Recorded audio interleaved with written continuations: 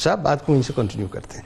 اب ذرا یہ بتائیے کہ حضرت شیخ فرید الدین عطار رحمۃ اللہ علیہ کی جو فارسی شاعری ہے، بڑا اسٹیچر، بڑا مقام، اور پھر مولانا روم رحمۃ اللہ علیہ کی آپ رحمۃ اللہ علیہ سے عقیدت اور دیگر اکابرین نے ظاہر جس انداز سے خراج تحسین پیش کیا آپ کو. شیخ فرید الدین عطار رحمہ اللہ کا جو پاک و ہند میں تعارف بنا وہ آپ کی شاعری بنی، اور یورپ میں جو آپ کا تعارف بنا وہ منطق الطیر بنی، جس پر ڈاکٹر صاحب گفتگو کریں گے انشاءاللہ. آپ کی جو شاعری ہے اسے اگر آپ مولانا روم کی نگاہ سے دیکھیں تو میں اس سے پہلے ایک بات اور عرض کر دوں کہ جب مولانا روم 5 برس کے تھے تو ایک روایت کے مطابق آپ کے والد محترم آپ کو لے کر شیخ فرید الدین عطار رحمہ اللہ کی بارگاہ میں آئے تھے، یعنی بچپن میں اور ان کی نگاہ کرم آپ پہ پڑی تھی، وہی فیضان پھر جاری ہوا، آپ نے ان کے لیے دعا بھی فرمائی تھی.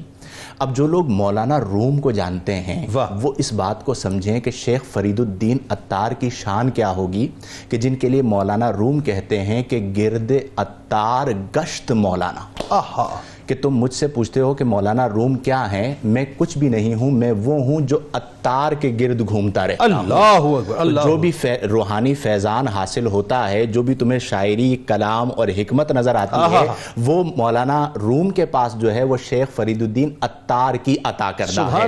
تو اس سے اندازہ ہوتا ہے کہ اللہ نے آپ کو کیا شان عطا فرمائی. پھر اسی طرح آپ رحمہ اللہ ایک مقام پر فرماتے ہیں کہ عطار روح بود، عطار جو ہیں شیخ فرید الدین عطار جو ہیں یہ میری روح ہیں، یعنی ان کا روحانی فیضان حاصل ہے. وَسَنَائی دو چشم او، اور جو سنائی ہیں یہ ان کی 2 آنکھیں ہیں.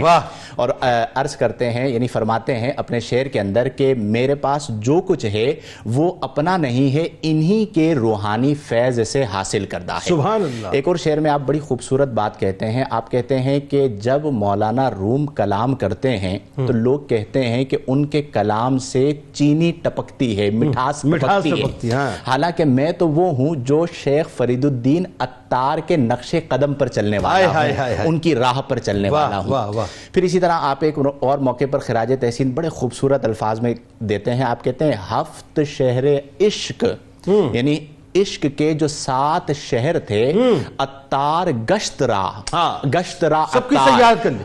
حضرت شیخ فرید الدین عطار وہ ہیں کہ جنہوں نے عشق کے 7 شہروں کی سیاحت فرما لی، اور اپنے بارے میں کہتے ہیں کہ ہم تو وہ ہیں، مولانا روم کہتے ہیں ہم تو وہ ہیں کہ جو ابھی اس شہر کی ایک گلی کے کونے پہ کھڑے ہیں. یعنی یہ انکساری اور وہ مقام، یہ انکساری اور وہ مقام. دیکھیں جب برتن خالی ہوتا ہے تو پھر انکساری ایسی ہی ہوتی ہے. میں یہی کہتا ہوں کہ آج کے جو اہل قال ہیں انہیں برتن جب بھرا ہوتا ہے تو انکساری برتن جب بھرا ہوا ہوتا ہے تو انکساری ایسے ہوتی ہے، خالی ہوتی ہے تو خالی ہوتا ہے تو بجنے لگتا ہے. برتن جب خالی ہوگا یعنی خالی رکھ کر آئیں گے تو عاجزی، وہ الگ بات، وہ الگ. اور اگر جب بھرا ہوا ہوگا تو وہ چھلک جائے. اور یہ ہمارے بزرگوں کا طریقہ ہے کہ وہ برتن کو خالی رکھتے ہیں، رکھ کے سوال کرنے جاتے ہیں. آج کے دور میں ضرورت اسی امر کی ہے کہ جو اہل قال ہیں وہ اپنے برتن کو خالی رکھیں. ہم جب کچھ پڑھ لیتے ہیں، کچھ نالج آ جاتی ہے تو ہم سمجھتے ہیں اب عقل کل ہم ہیں. مولانا روم جیسے عظیم شخص یہ کہہ رہے ہیں کہ شیخ وہ ہیں جنہوں نے 7 شہر کو کھنگال ڈالا، اور میں وہ ہوں جو ایک گلی کے کونے پر ابھی تک کھڑا ہوا ہوں. تو یہ وہ چیزیں ہیں کہ جو مولانا روم رحمہ اللہ نے شیخ فرید الدین عطار رحمہ اللہ کے حوالے سے عطا فرمائی.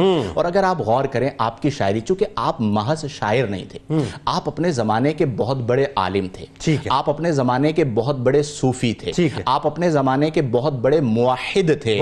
تو آپ کی جب شاعری بہت بڑے دواساز تھے، لیکن جب آپ کی شاعری کو دیکھا جائے تو جو 3 چیزیں میں نے ذکر کی ہیں وہ آپ کی شاعری میں نظر آتی ہے. یعنی یہ نہیں کہ محض شاعری کر دی، آپ کی شاعری میں توحید نظر آتی ہے، آپ کی شاعری میں تصوف نظر آتا ہے، آپ کی شاعری میں احوال قلوب نظر آتے ہیں، آپ کی شاعری میں روحانیت نظر آتی ہے. اور شاعری جو ہے وہ یوں سمجھیں کہ آمد والا معاملہ ہے آپ کا، چونکہ آپ اللہ کی بارگاہ میں مقبول ہیں.